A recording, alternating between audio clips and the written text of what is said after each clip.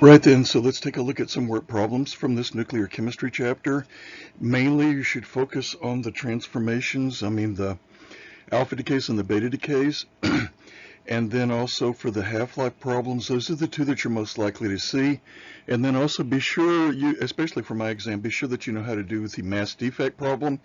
And then also be sure you know how to do the one problem where we're going to talk about how to calculate the number of REMs that somebody was exposed to. Next slide. So as always, the credits to mainly to Zumdahl's chemistry and to some extent to Brown and LeMay's chemistry, and again occasionally to McMurray's chemistry and also to Mr. Mack's AP chemistry website. The answers here are done by the author and all rights reserved. Next slide. Next slide. All right, here we go. So this is going to be one of the things you really want to study hard.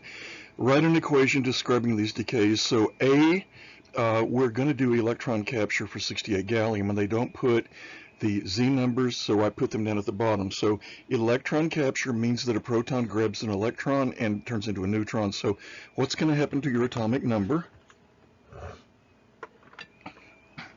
It's going to go down, right? So if you're going from 31 as your atomic number, then if you do electron capture, you're going to go from 31 to 30. The mass number will do what? Well, for all of the beta decays, it stays the same. So it'll still be 68. It'll just be 30, whatever element that is, which we'll see in a moment. It'll be 30 and then the element and then 68. For B, 62 copper, and at the bottom here I have it marked that copper is 29. Positron decay will do the same thing as electron capture. It will turn a proton to a neutron, so your atomic number goes down. So in this case it will go down from 29 to 28. So whatever 28 is, but the mass number will stay the same, so the mass will still be 62. For C, alpha decay always takes 2 off of the Z number, so the Z number here is 87 for francium. That will go to 85, and the mass number will drop from 212 down to 208. So it will be 85, and then whatever that is, and then 212. I lost my periodic chart that I usually used to do this sort of thing, like sometime after the end of last year. I don't know who wound up with it, but somebody did. So, and it's really handy because it's like covered with plastic, and it's really not. So I would typically have that with me, but I don't. But whatever 85 is, so we'll see it in just a moment. And then for antimony 129, we want beta minus. That's supposed to be beta minus. So antimony is 51. Beta minus decay will do what? It will turn a neutron to a proton, so you're going to have an increase of 1 in your atomic number, so it's going to go to whatever 52 element is, 52, whatever the element is, and then 129, because again the mass number doesn't change. So for A, B, and D, the mass number does not change. For C, it will change. It will get to be 4 less than it was before. Next slide. So here are the things here here's the chart. But since I can't flip back and forth, it was really not helpful to me. So the next slide. So the answers here from the previous problem, the 31 goes to 30 because we're doing electron capture. And the 29 goes to 28. Mass numbers stay the same for both. So it goes from copper to nickel. For D, we're going from 51 to 52, so we're gaining a proton. This is for beta minus. We gain a proton. So we lose a neutron, we gain a proton, so the mass number again stays the same. Here we're producing an electron or a beta minus particle. Here we're producing a beta plus particle, and remember we also have another electron. You won't probably have to write that on the test, but it's there, just in case you're wondering. They typically don't write that one. And then here the electron is actually being absorbed into the nucleus by a proton. For alpha decay, we're producing an alpha particle, which is a helium nucleus. Next slide. Okay, next two are two of the harder ones. because they're half-lives, and we also have to do some ratios. So before we do these next two, look at the ratios. The ratio is either going to be the mass of the nuclide, which I'm going to write NuC just so that you can tell what it is. It'll be the ratio somehow of that to the mass of the compound that it's in. What we mean by that is typically, like if you wanted to buy, let's say, gold 198, which I used in a lot of experiments at the cyclotron, you wouldn't buy gold 198 by itself. I mean, you could, but it's just expensive. But so you'd buy it in a compound like, for example, gold combined with some other element, so that you would have not gold by itself. So for these problems, either at the end or at the beginning of the problem, and this one, it's actually, I think, going to be at the end. At some point, we're going to have to do an extra step in addition to the things that we would ordinarily have to do. We're either going to have to multiply by the ratio that I have here, or by the inverse of that ratio. So, and the reason that we have to do that is because we have to convert back and forth between whether we're trying to find just the mass of the nuclide that we want, or the mass of, say, for example, compound that we would have to order. So for this problem, we're supposed to find how much of this stuff we were supposed to order to get a certain amount of just the 47 calcium. So what we care about here is the 47 calcium. We don't care about this carbonate part, but we have to order that too to get it. So what we would have to do for this problem is we'd have to actually multiply at the end of the problem by the ratio of the mass of the compound over the mass of the, let me just write it this way, over the mass of the atom, the 47 calcium isotope. So I'll just write it again. So this problem, we'll do it this way at the end of the problem, and the next problem we'll do it this way, and we'll do it at the beginning of the problem. And again, this is just a ratio. It's the ratio of the mass of what we want to the mass of the whole thing that we have to order. Okay, so maybe that'll become clear as we go through these.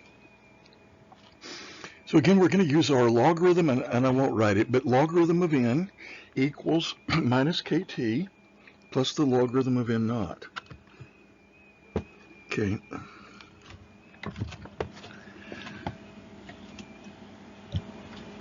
All right, so let's find our way around this problem before we look at the answer. Can we figure out any of the things in the integrated rate law? Again, it's logarithm of nt equals minus kt plus the logarithm of n naught. So first of all, are we trying to find n naught or nt? So, well, it's giving us one of the other ones right here. We need, at the end of all of this process, we need 5 micrograms. That's 5 times 10 to the minus 6 grams. So that's what we need at the end of the day. So, and when I say at the end of the day, I'm using it figuratively. So we need this at the end of this process. So that's what we need to end up with. So this is going to be our NT. And so that means that what we're trying to find would have to be the N naught. So what is N naught? That's the problem here. What is N naught? How much, in other words, whoops, got away from me. How much of this stuff do we have to order? But we can't just figure out how much of the 47 calcium 2 plus we need. We need to have to take into account that we have to order this in the form of calcium carbonate. So we have to find the mass of the calcium carbonate. So that's what I was mentioning before. So we need logarithm, and the reason I'm not writing it out is because it takes too long. Logarithm of NT, well, we know what that is, right? Now, as I said before in the lecture notes, when you have 5 micrograms or whatever, you don't have to convert it to the actual number of atoms or molecules, even though you could do that and you still get the right answer. But since you don't have to do it, then why do it? Because you're going to have the same ratio between however many atoms or molecules you have in 5 micrograms to whatever you would have to order. Like, let's say you had to order 10 to get 5. The ratios are what we care about, and the ratios would be the same. Let's see what else we can figure out. We are given the half-life. What can we figure out from the half-life? Well, K, right? K is 0.693 divided by the half-life. So in this case, we've got a half-life in days. Let's leave it in days. And then our T is here, 48 hours, but we don't want it in hours. or well, we probably would prefer to convert this just to days, right? So let's just write it as 2 days. Now you could leave it in hours and then you could convert the 4.5 days above there to hours, but it would be more complicated. So what else do we need? Do we have T? Yes. So here's T. Do we have K? Yes, or we can figure it out. That's going to come from the half-life. Do we have NT? Yes. All right, so we have everything except N naught, so we should be able to solve this. So here's what we'll do. When we go to the next slide, first of all, we'll solve for N naught, which is how much we need to order at the beginning of all of this.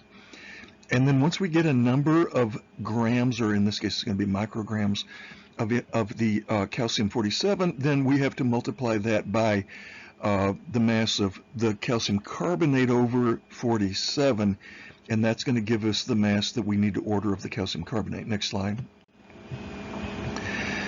Okay, so here we go. Here is the equation we're going to use. And K is going to be 0.693 divided by 4.5 days, which turns out to be 0.154 days to the minus 1. The time is 2 days or 48 hours, but we need it in days, so the units match. And N sub T is going to be 5 micrograms. So everything that we found on the previous slide is here. And then what I did here was I rearranged it again. You don't actually have to do that for this problem, but maybe it makes it a little bit easier. I'm not sure that it does, but anyway, I did it that way here. So I just rearranged this to get that. Okay, so we have a logarithm of NT over N naught is minus KT. So we know what K is. K is here and T is here. So minus KT would be minus 0.154 days to the minus 1 times 2 days, which that's what, 308, 0.308. So it's E, so okay, minus KT is going to be minus 0.308. And that's going to equal the logarithm of NT over N naught, where we know what NT is. NT is 5 micrograms. So we can raise both sides to e to the power of, and so that means raise e to the minus 0.308 here, and then e to the logarithm over here will cancel, and we'll just have NT over N naught, where we know NT. And we also know e to the minus KT. It's just e raised to this power right here, which is 0.7349. Okay, so we have NT, which we know what it is. It's 5. And we know what the right side of the equation is, so solve for N naught. So N naught is 5 divided by 0.7349, which is 6.8 micrograms. And that seems like that would be the answer. And really, to tell you the truth, that if you can just get this far, then you've done your job, because that's the hard part. But remember, we said before we started doing this answer that we need to figure out the mass of calcium carbonate. This would be the mass of the carbon, the 6.804 micrograms, but we have to multiply that by the ratio of calcium carbonate over the 47 calcium, which that ratio is given right here. So if you do the mass from the chart for 3 times 16 here plus 12 here plus 47 here, you get 107. So multiply by 107 over 47. The reason is because what we have over here is the mass of the calcium 47. So we need the mass of the calcium 47 here to cancel, and we want to wind up with a mass of, or I mean, if you just want to look at it this way, we need the mass of the calcium carbonate, so multiply by that ratio, calcium carbonate over calcium. And that actually ups it from 6.8 to 15.5 micrograms that we would have to order of the calcium carbonate. So if they asked how much would you have to order if you could order pure 47 calcium, it would be this number right here. 6.8. Okay, let's go to the next one. All right, the next one is, this one is a little bit like the one we just did, except that they reversed the thing. So for this one, we have to do this ratio multiplying at the beginning. So let's read this. What mass of phosphorus is left behind from an original sample? Okay, so here is where we have to use our ratio, so let's just do that first. So we want to multiply what we had originally. That's going to be the N naught. So we had 175 And then we have to multiply that by the ratio, and what we're going to multiply by is going to be the mass here. So what we want, phosphorus 32, so 32 divided by whatever the mass of the whole thing is. So that would be 4 times 16 plus phosphorus is 32, right? And then plus 3 times, I think sodium is 23. But in this case, the phosphorus is 32.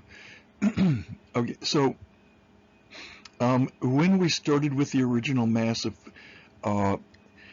sodium phosphate, that's not what we want to work with, though. We want to work only with the 32 phosphate. So what we're going to do is we're going to multiply this by the ratio of just the 32 phosphate on top, because that's what we care about. So we'll put the 32P on top, which is going to weigh 32, by the way, and then whatever the mass is for the sodium phosphate will go on the bottom, the compound or whatever. Okay, so when we have 175 milligrams of the whole thing, we multiply that by the ratio of what we want.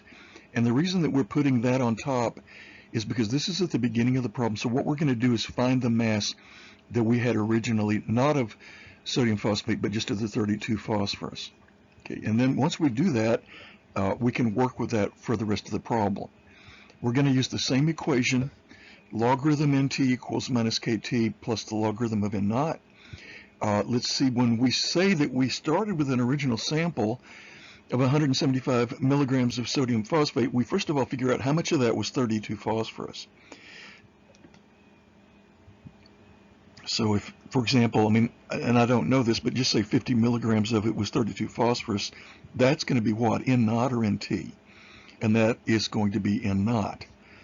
So that would be N naught. NT then is going to be the amount that's left over after 35 days. So that's going to be what they're asking for. So we're supposed to find NT. We're supposed to find NT.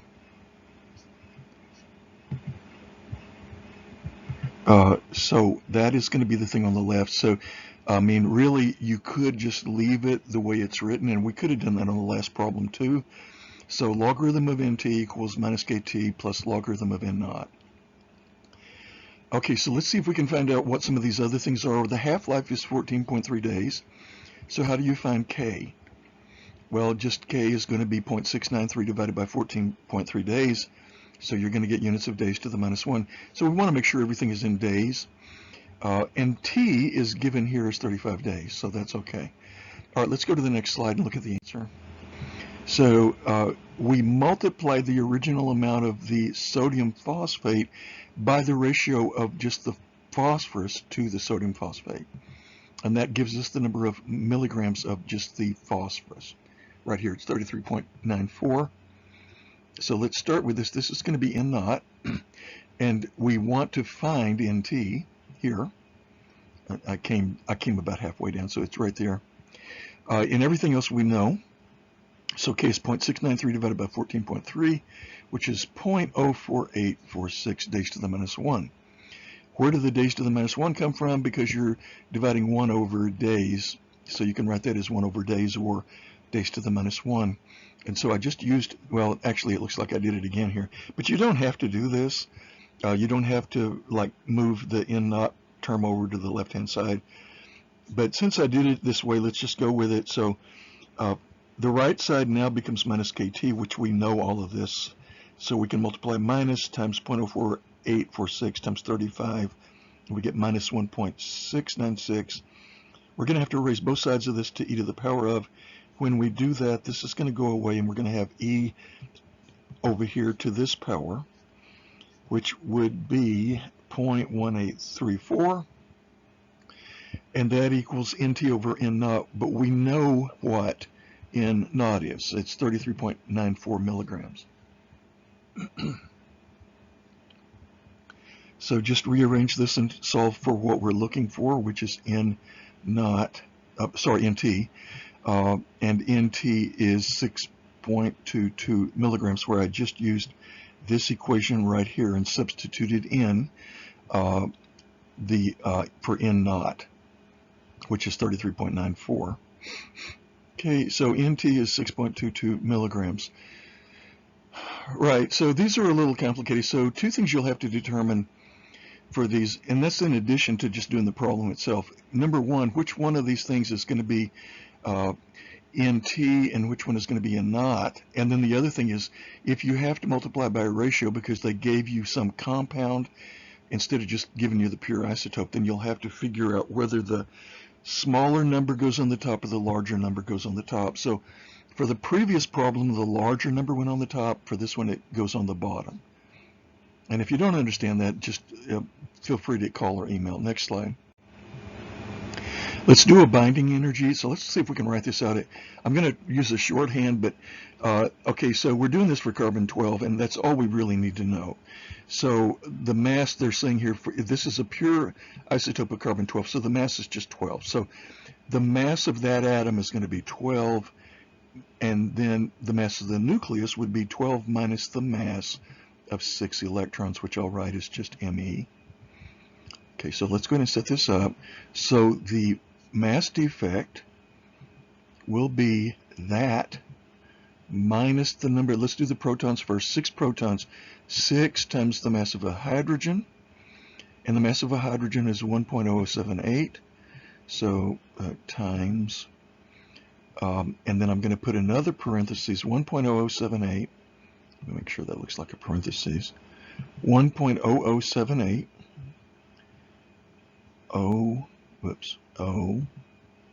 078 minus what? Minus the mass of an electron.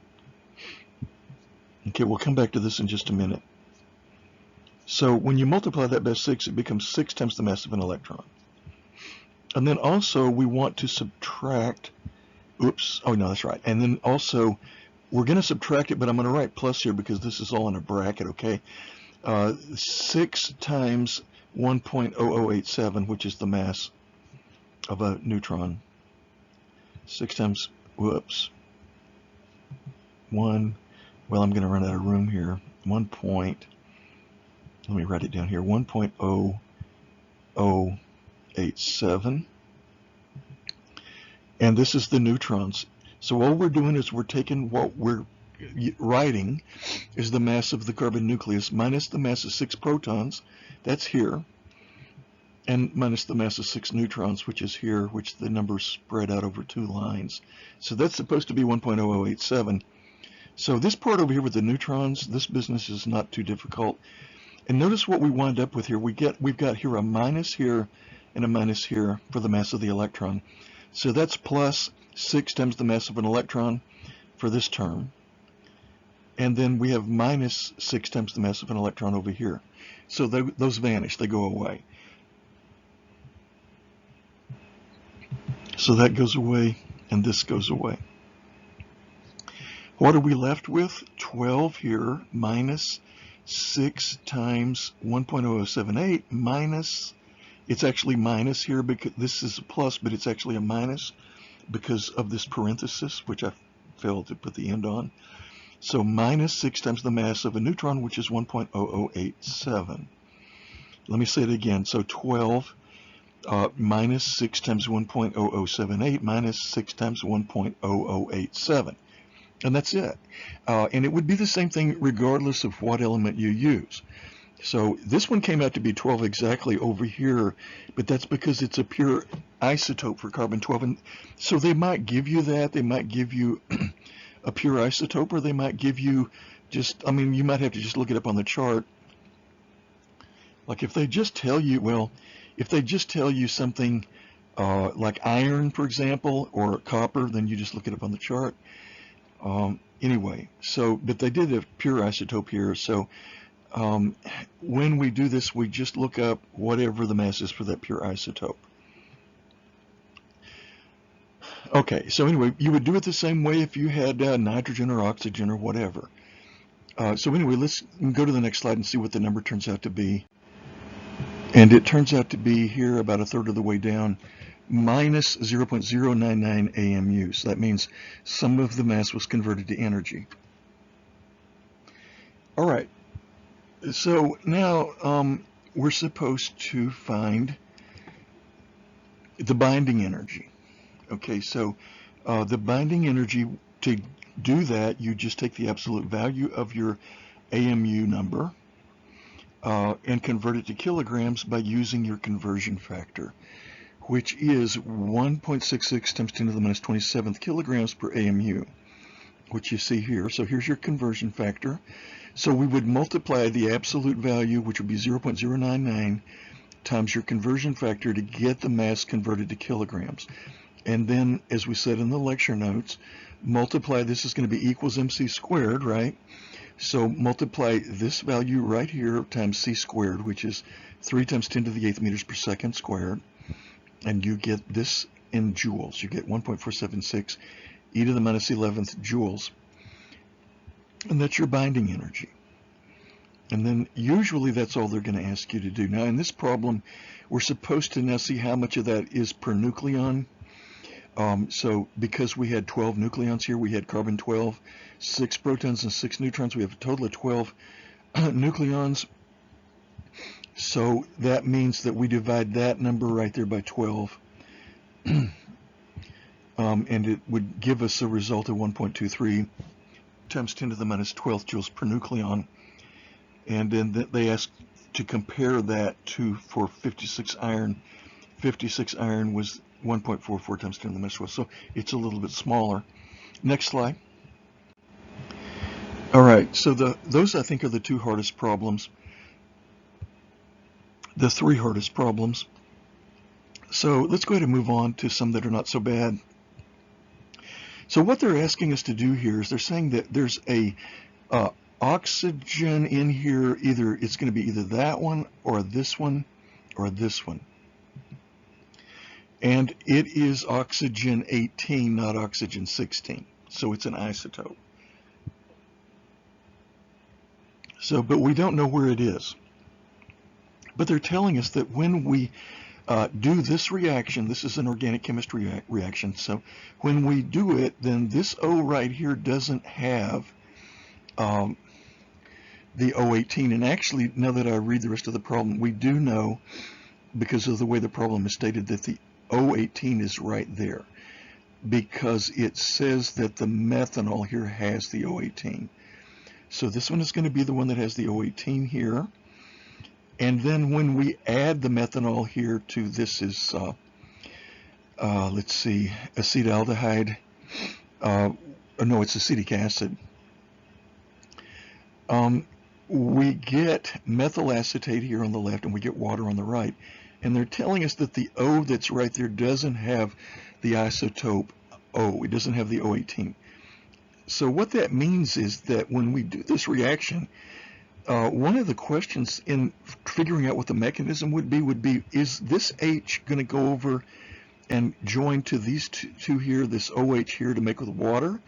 Or would it be the OH here joining together with this H to make the water? So if you were just looking at this and trying to write a mechanism, your initial guess would probably be the latter, right? So we know that if this O right here went to make the water, then it would end up over here, but it doesn't. So clearly the O is going to be the one that's coming from this thing. So what's actually happening here is that this OH right here is actually joining together with this H here and making the water, and this O here is staying put. All right, so that would have been maybe the way that some people would have guessed it would happen and some other people wouldn't have. So anyway, the usefulness of doing this kind of a study is that you can actually tell which way it does happen, because this is telling us that whenever this reaction happens, what's happening is that the H here is coming off with the O here. So this O is coming off with the H and joining together with this H right here, and then they're producing the water. And this O, the one that was actually radioactive, is the one that's going to stay here. So that means this O right here is the one that has the 18.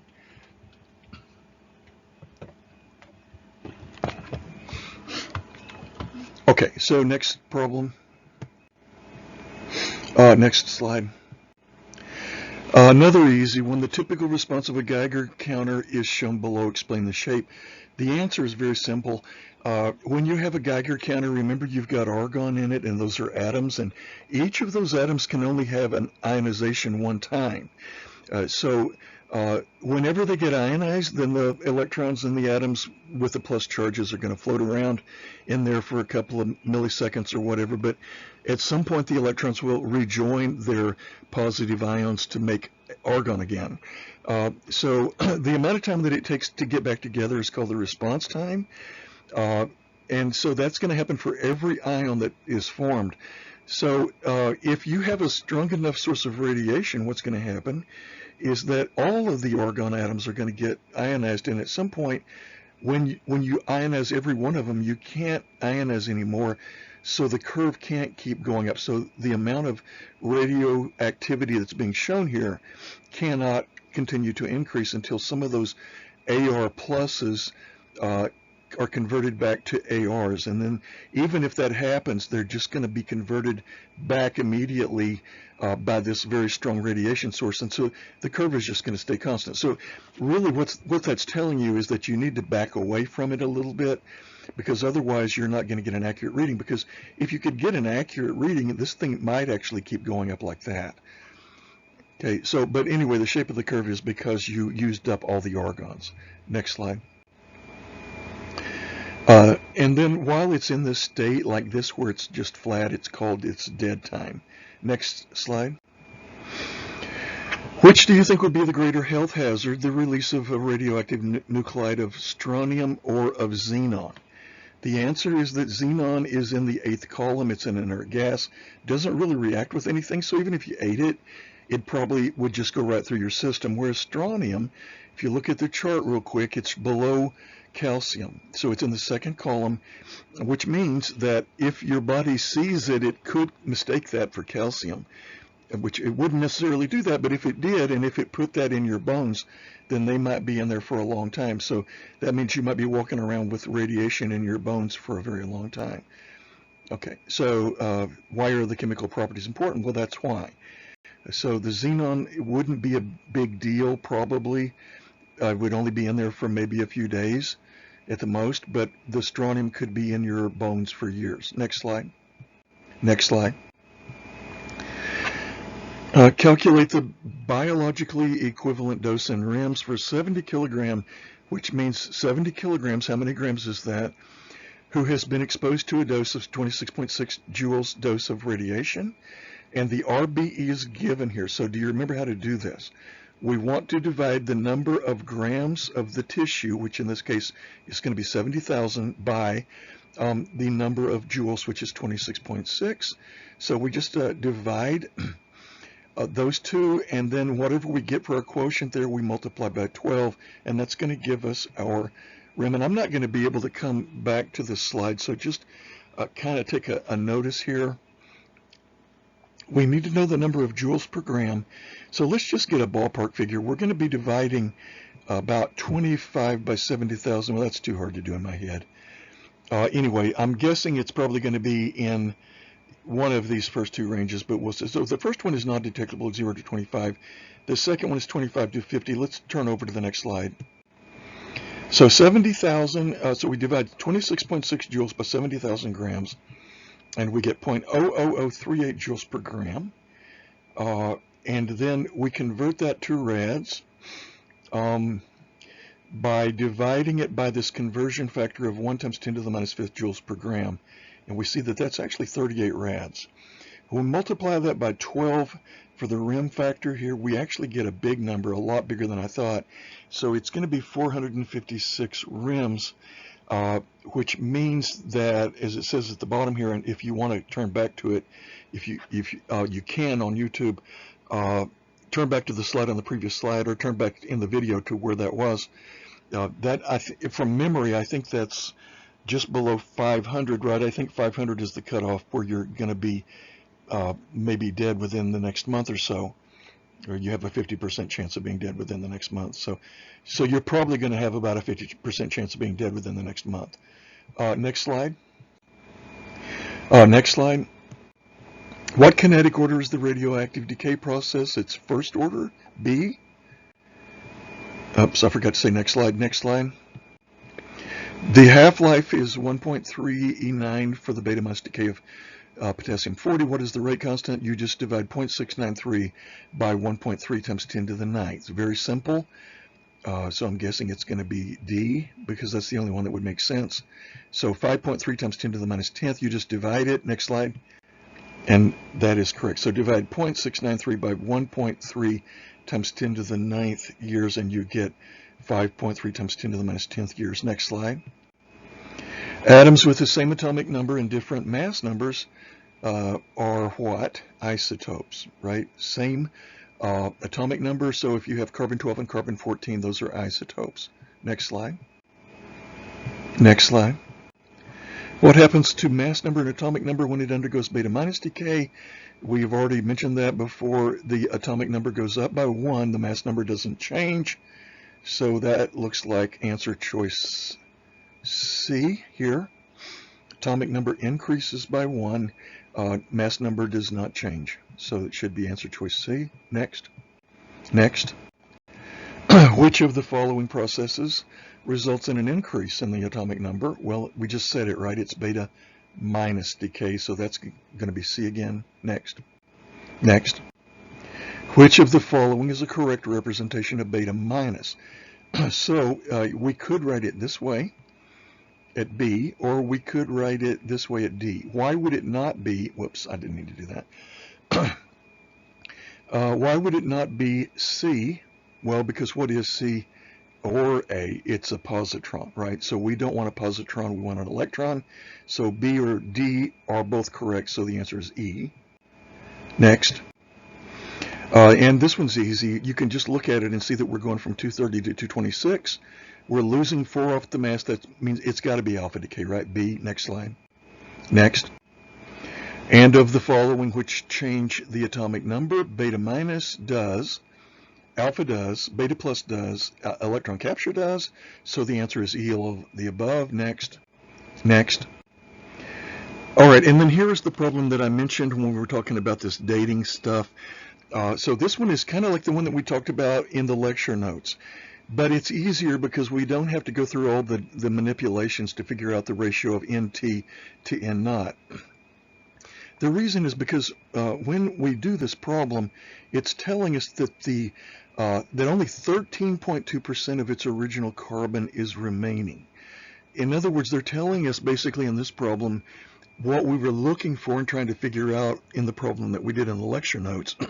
And by the way, if you came straight to these work problems and didn't look at the lecture notes yet, I recommend that you at least go back and find that one problem where we had to find the age of the rock from uranium, because you may see it again. Anyway, so here what we're saying is that the NT to NO ratio is going to be 0.132. And that's all we have to do. We don't have to do any more. Let's see, the half-life is given is 5730 years. K will be 0.693 divided by 5730. T is what we're trying to find. That's all we need. So logarithm here of 0.132 is all we have to do. So originally it's logarithm of NT equals minus KT plus logarithm of N naught. We subtract a logarithm of N naught from both sides. We get a logarithm of NT minus the logarithm of N naught, which converts to the logarithm open parenthesis NT over N naught close parentheses equals minus KT, which is going to be minus the K that we figure out times T, which is what we're trying to find. And then for that ratio NT over N naught, you just put in 0.132. Next slide, which is here. So I'm at this point right here. Logarithm 0.132 equals minus KT, but we know what K is, or we can figure it out. When you take the logarithm of a number less than 1, you get a negative number. In this case, it's negative 2.03 equals minus KT.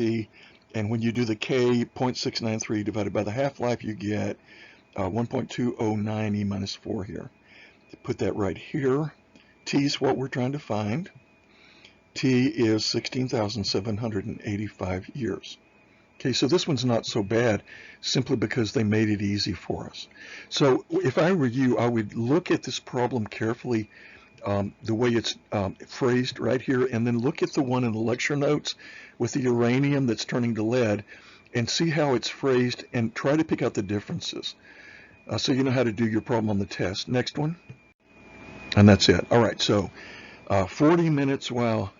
That's more like it for all of us and for the processors. So let's go ahead and cut it off here at this point, and this will be all you'll have for your fourth exam. So fourth exam will only be over chapters 20 and 21, but that's enough.